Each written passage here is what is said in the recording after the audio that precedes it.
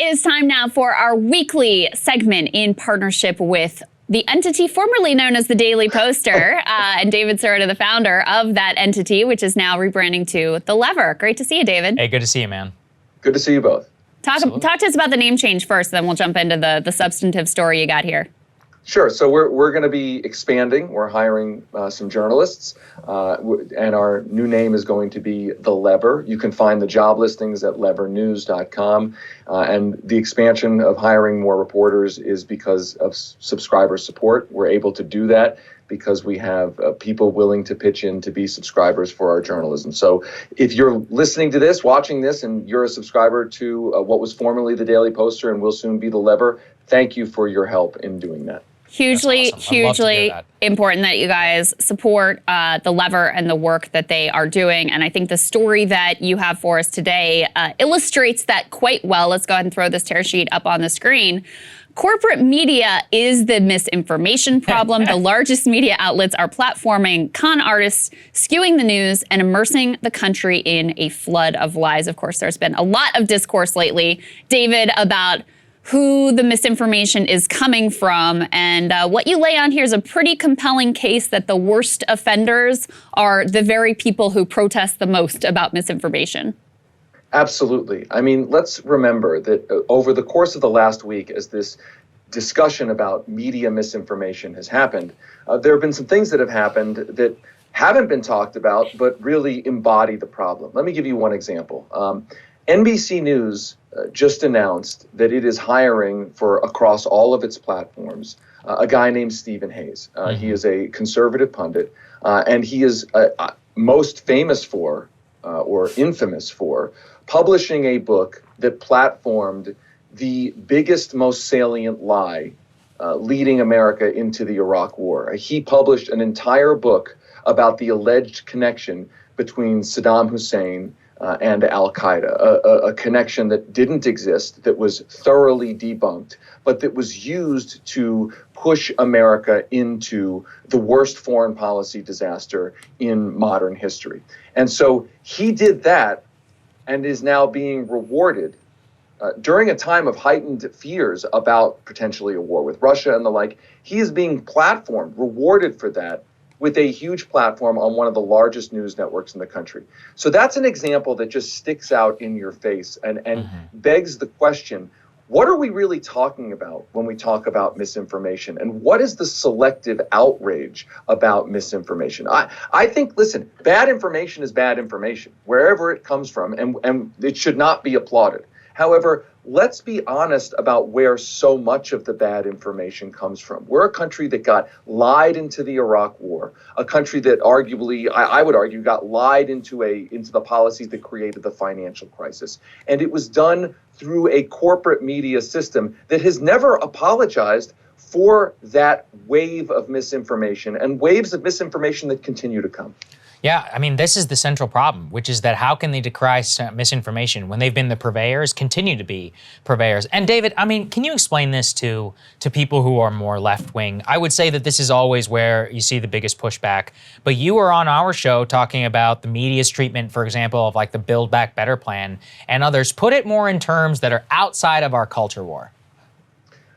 The censorship situation? Or just misinformation, like Sure. in terms of how they portray different things and how that affects public debate.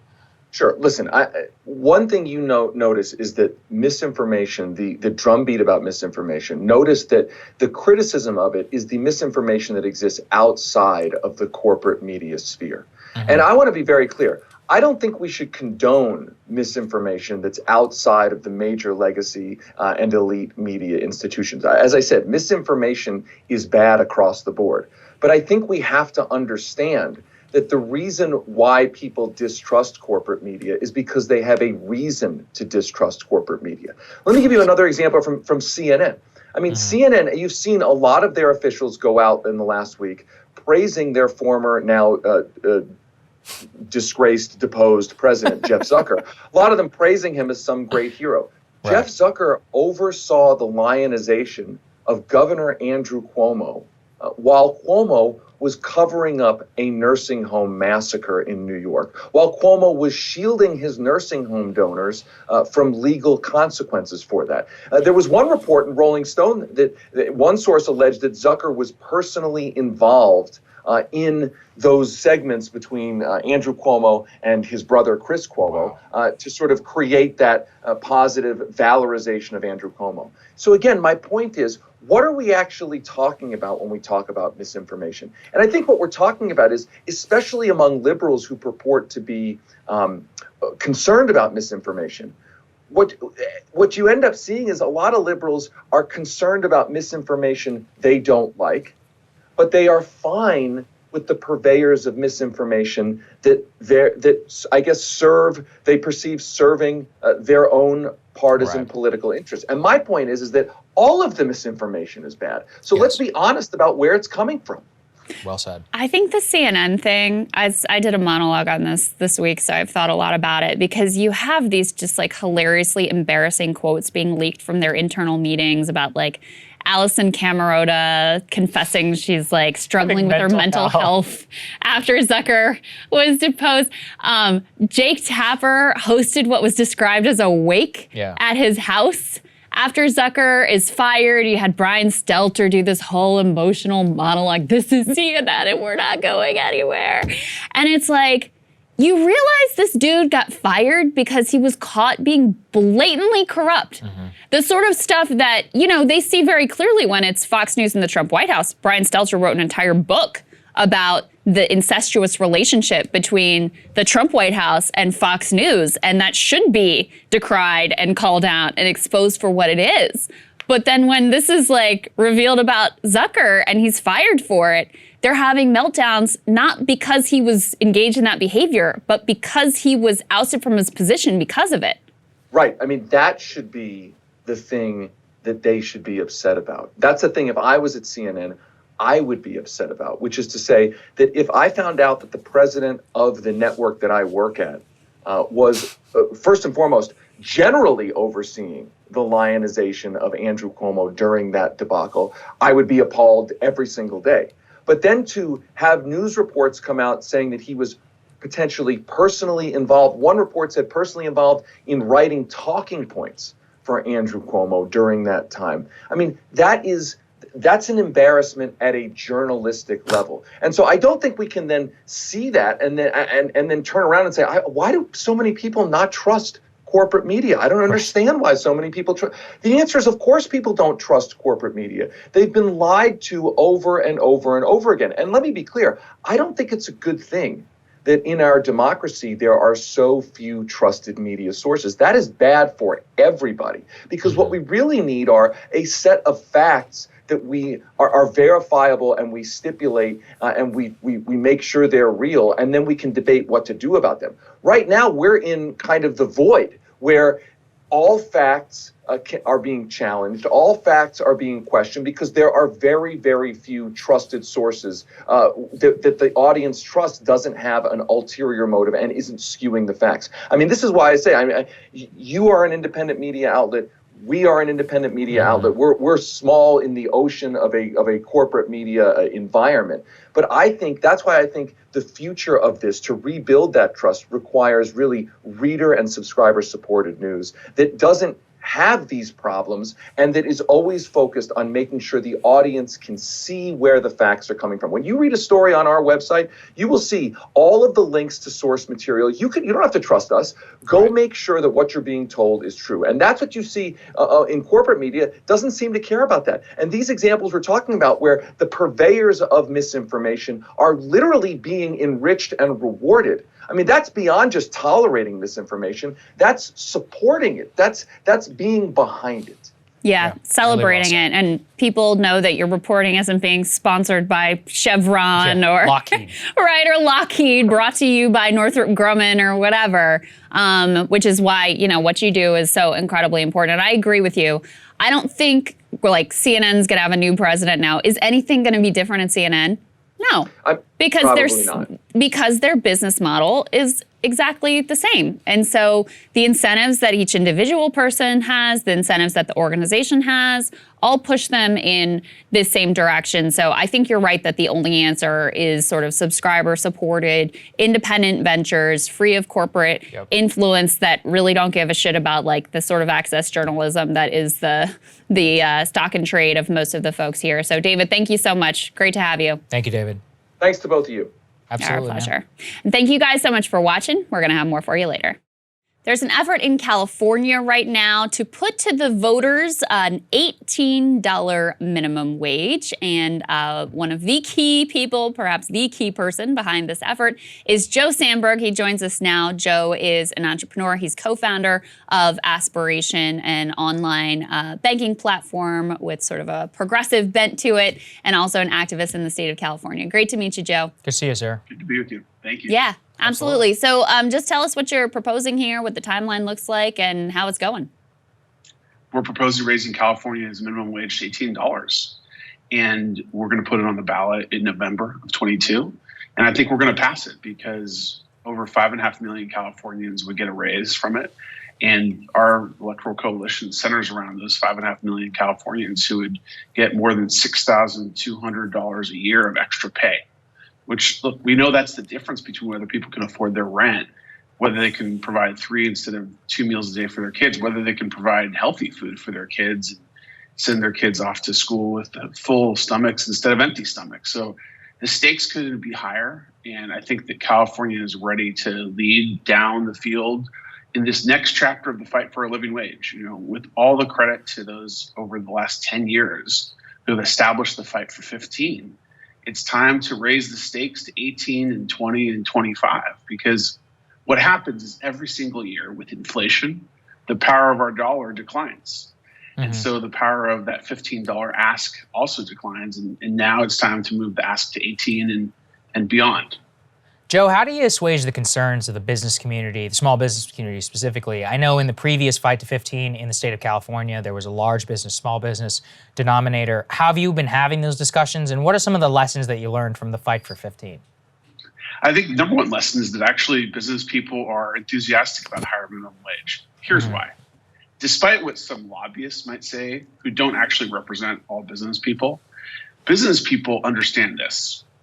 If your customers have more money to buy things, then they have more money to spend at your business. And we have a consumer economy here in the United States, which means that it's driven by consumption. And the problem we've had for a bunch of decades now is that people who need to buy things don't have any money.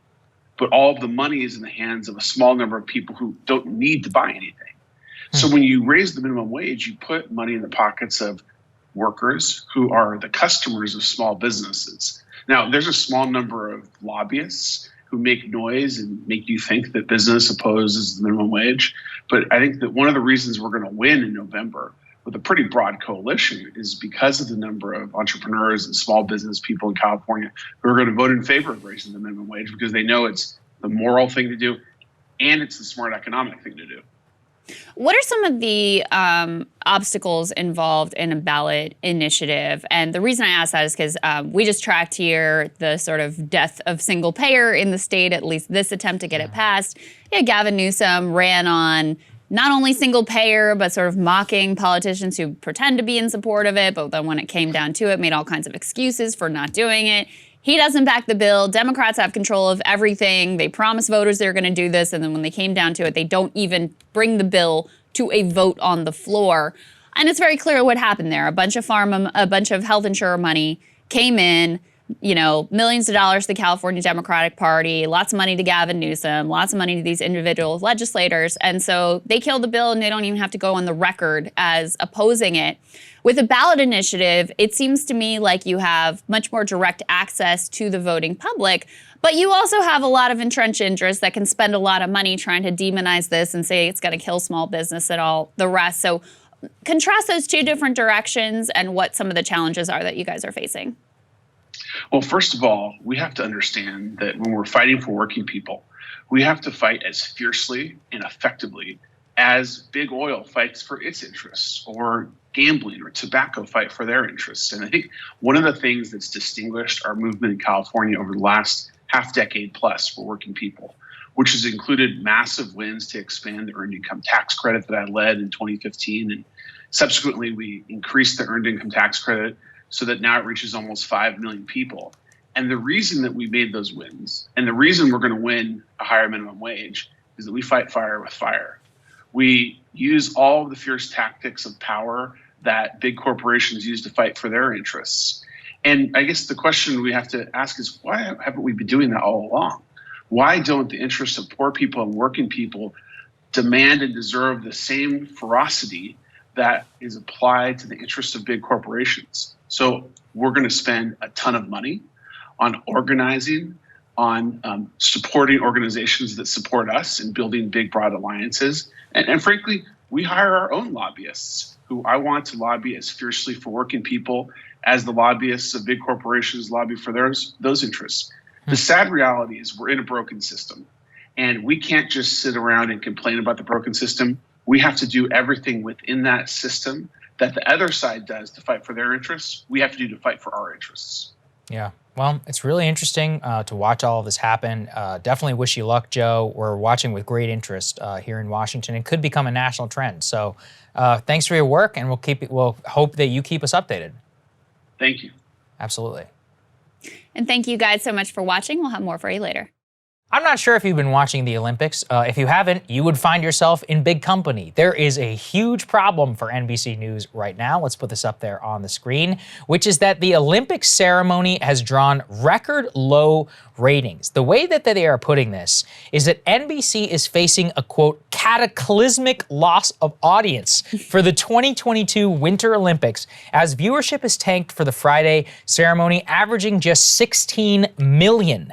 It is a record low for the opening ceremony of the Games, and a whopping 43% below the 2018 Games in South Korea that got 28 million, despite also dealing with the less than advantageous Asian time zone for American audiences. So that is a good comparison. There's a lot going on here. NBC is getting destroyed not only because it's inavailability on online platforms, but a lot of people just don't care, Krystal. Some of this has to do, obviously, with the China element, some people not wanting to tune in, but a lot of it is one of those feelings of just like, who cares? That's kind of sad, actually, in terms of what the Olympics represent, but it just shows you where the country is right now, that they're getting so destroyed right now. Yeah, I was trying to think about why it was that at this moment, because first of all, I kind of think the Olympics is a scam and all of that. But I do enjoy, anybody wants to see people who are the best in the world,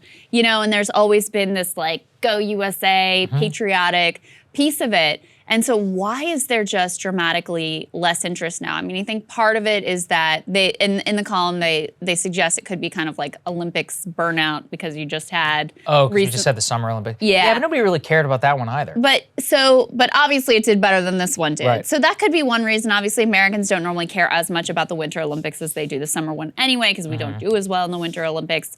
But I do also think that it's a sign of our sort of patriotic democratic collapse. We don't have the same earnest patriotic fervor to go and watch Team USA get the gold in some random event that you've never watched before. It just doesn't quite feel the same. And so the column tries to make the case that it's about opposition to China and not liking the Chinese government.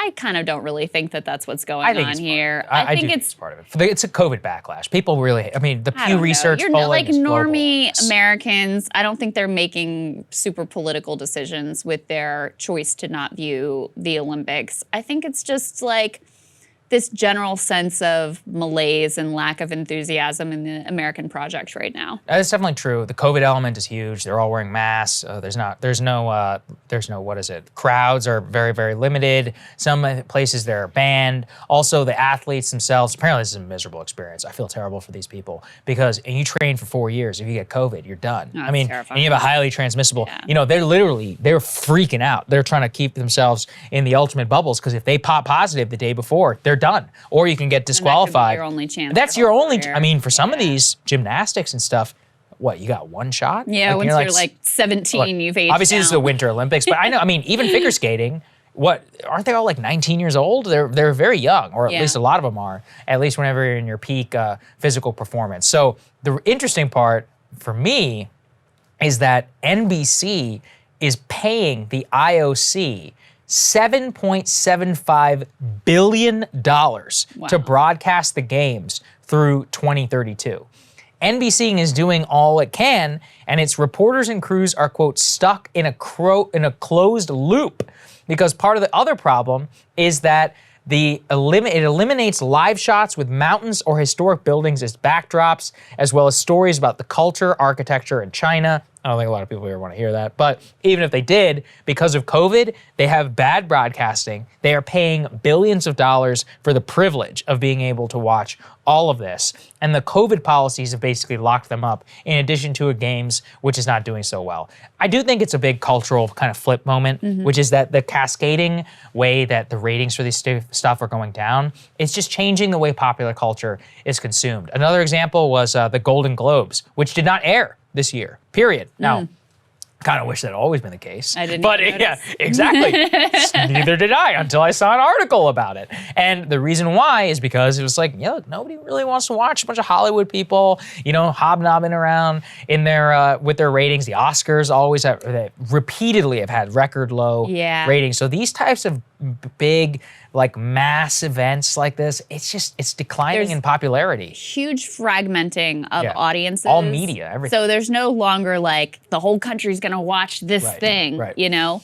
But then also I think for young people, the way they'll consume it is like, you know. Clips on TikTok. Yeah, clips. Right. Clips on TikTok, clips on Twitter, whatever the highlight reel is or the low light reel is or whatever controversy pops out of it. Like that's really the way that I think younger generations are likely to engage with the Olympics. So it still has a lot of cultural power and cachet, but people just aren't like tuning in for the whole thing in the same way, which is not good for the advertisers who obviously want those eyeballs there. And it's certainly not good for NBC that wants those eyeballs there. And the ratings disaster is almost even worse than what they're portraying it, because the 16 million that tuned in for the Friday's opening ceremony, that's not just the TV audience, that's their spin on like the total audience, including people who are streaming it and whatever. So, yeah. Wow, I didn't even realize that. Devastating for them. That's totally devastating. The next lowest was back in 1988 when 20.1 million tuned in for the opening ceremony. So they were at 16 million, so dramatically down from what it was in 1988. Pretty wild. All right. Sorry, Olympics. Sorry, NBC. Hate to see it. All right, guys. Thanks for watching. We'll have more for you later. One of the things that we have been tracking closely here is the massive and growing number of Starbucks where workers are filing for union elections. And of course, we detailed this all started in Buffalo. You had a few stores there that decided that they were going to try to unionize. They ultimately were successful, but not after facing down this insane effort at union busting from the corporates where they sent in executives and they closed stores and they flooded those stores with new workers and they pulled everybody out for these listening sessions. And still you had two stores there that ultimately decided to unionize. So one of the things, Saagar, that you and I have been talking about is how is Starbucks now going to approach all of these union campaigns across the country? You have at least 60 stores now that are working to unionize. How are they going to deal with this when you can't just flood the zone at one store? Huffington Post is up with a look at least the legal strategy that they are employing to try to cut this all off at the pass. Headline here says Starbucks is desperately trying to slow a union campaign that has caught fire. The company is doing whatever it can to delay elections. They're wasting everyone's time and money, a lawyer for the union says.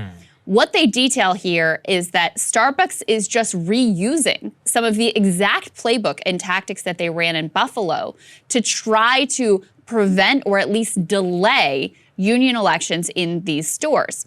One of the things they did in Buffalo is that they petitioned to the NLRB, the National Labor Relations Board, to say, hey, we need more time, let's push this down the road. And also, hey, the bargaining union, the group of people, the group of stores that should be filing this election and voting on this should be a lot larger than just one store.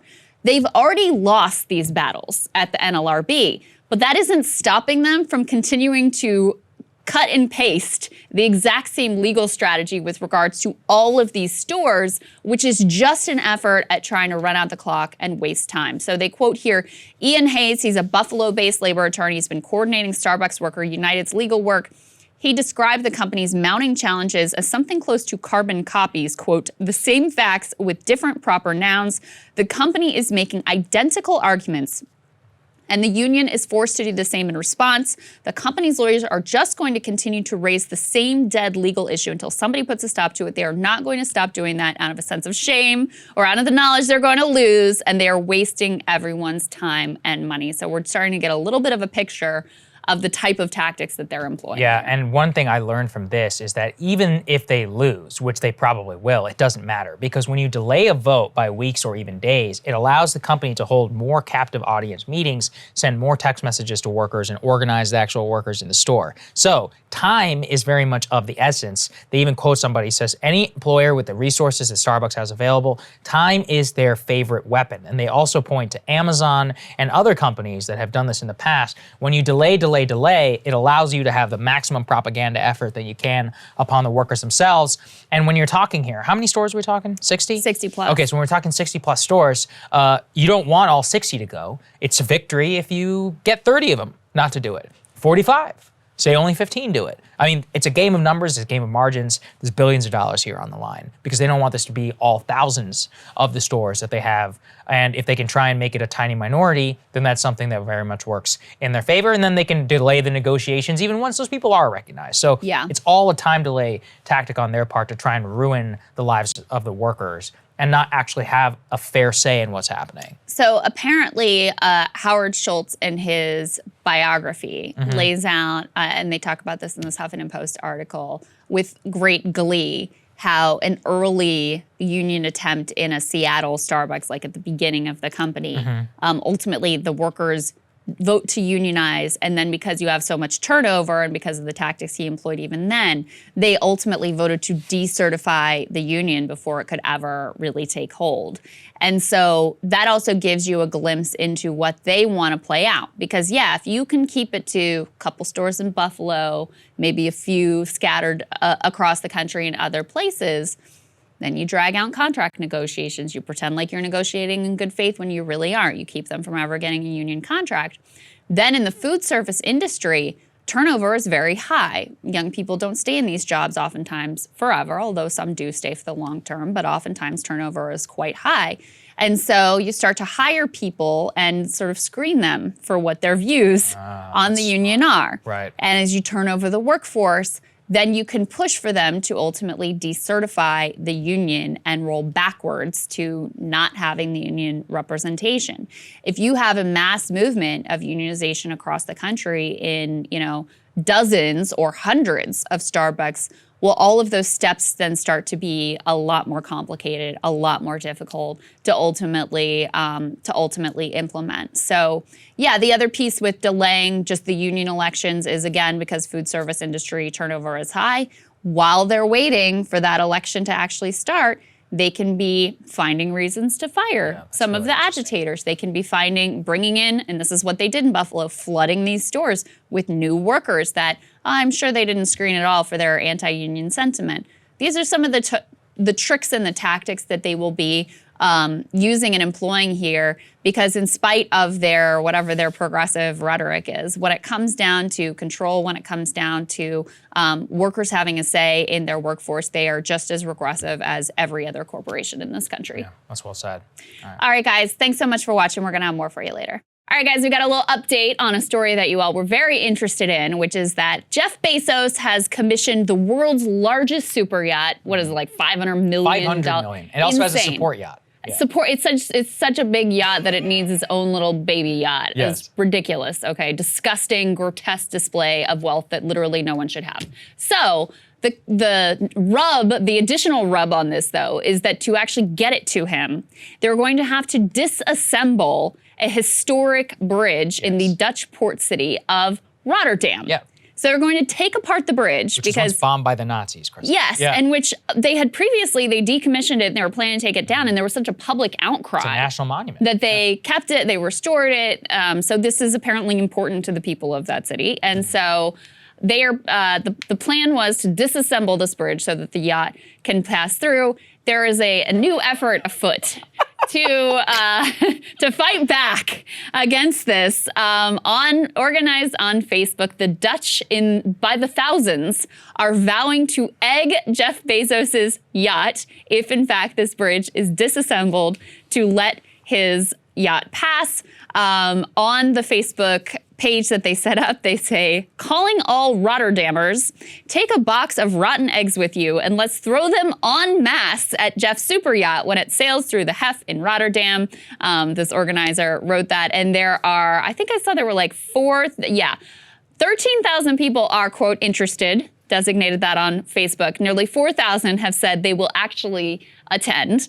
Now, this whole effort, Saagar, it turns out, sadly, is a little tongue-in-cheek because apparently it's, it's a pretty big river. So to be able to hit the yacht from the side is going to be what if they got very on top challenging. Well, but it's going to be disassembled. Oh, right. Yeah, I know, because originally in my head, that's what I was thinking. Right. But then drop it. Over at New York Magazine, they actually did a whole analysis of how hard it would be to throw an egg and have it actually hit the yacht from the bank, and apparently it would be very difficult. Oh, it would take, I'll look it up while you're talking, but it was like players? 238 feet or something to. That's pretty far. Yeah, it was pretty far. Do they have baseball in the Netherlands? I don't know. Look, this is pretty funny. They said it originally was a joke, but now they're like, yeah, maybe we actually will try and do this. But I think what is the reason why it's sparking so much outrage there is, number one, it is a national monument bombed by the Nazis, built in 1927. It is looked at as a symbol of Rotterdam heritage. And a lot of people don't know this. The port of Rotterdam is one of the most significant points in all of global commerce and was one of the major entry points to Europe. It's what made the Netherlands and the Dutch, the whole Dutch East India Company of the 1600s. It's a deep historical place. And to see it turned into, its last remaining economic value is building yachts for the super rich, that's pretty sad. I mean, I know the port of Rotterdam still moves a lot of cargo, but in terms of why you have to dismantle the bridge in the first place, and the organizer of the protest even points out, he goes, look, most places, if a bridge is too small for your boat, you make a smaller boat. Like, it's not an argument. Take the bridge apart. Right, and also, did nobody think about this? Like, how did they know that the yacht was ever going to be able to go through? Did the government give them assurances? Like, yeah, don't worry. As long as you pay for it, it's all good. I say don't dismantle the bridge. Figure it out. I don't know. You got more money than God. You can move it around. You could dismantle it and put it on a truck. Apparently, that's the other alternative. Okay, do that. Because it's the masts that are too big. tall. Right. So you could, not fully assemble it or take part of the boat apart instead of part of the bridge apart. But and it doesn't really make sense to me. The justification that was originally given was like job creation. Yeah. Which I was like, okay. Which I thought was a sort of kind of true. I feel bad for them. Perfect emblem. Perfect emblem of how the entire economy is just about like serving the whims of billionaires, and we all have to, hope for the crumbs that they're willing to cast off and get the job on the bridge disassembly team. So I looked it up. This is from Curbed, which is a website with New York Mag. An egg would have to travel 238 feet to hit the hull. Difficult but not impossible feat, they say. So you never know. And the other piece that I found interesting is that apparently Rotterdam's mayor originally was like, we're doing this, it's job creation, we're gonna disassemble the bridge. Now he's not so sure. So since there was a global outcry over this situation, officials walked back the reports. Rotterdam's mayor told a Dutch newspaper on Thursday that no decision has yet been taken, not even an application for a permit. He said the municipality would consider an application and assess the potential impacts, like whether the dismantling can be done without damaging the bridge and who would cover the costs. So they were all in on the bridge disassembly thing, but your outcry has been heard and they are now reconsidering. So we'll see. Okay, we've heard Small win potentially for the people. Make it move it by road. That's the real victory. Right. Yeah. I stand with you, Rotterdam. And also tax this man. Yeah. Tax this man. I love the Netherlands, that's by the way. bottom line. Please, I want to be able to come back to your country sometimes. All right, guys. guys. Thanks for watching. We'll have more for you later.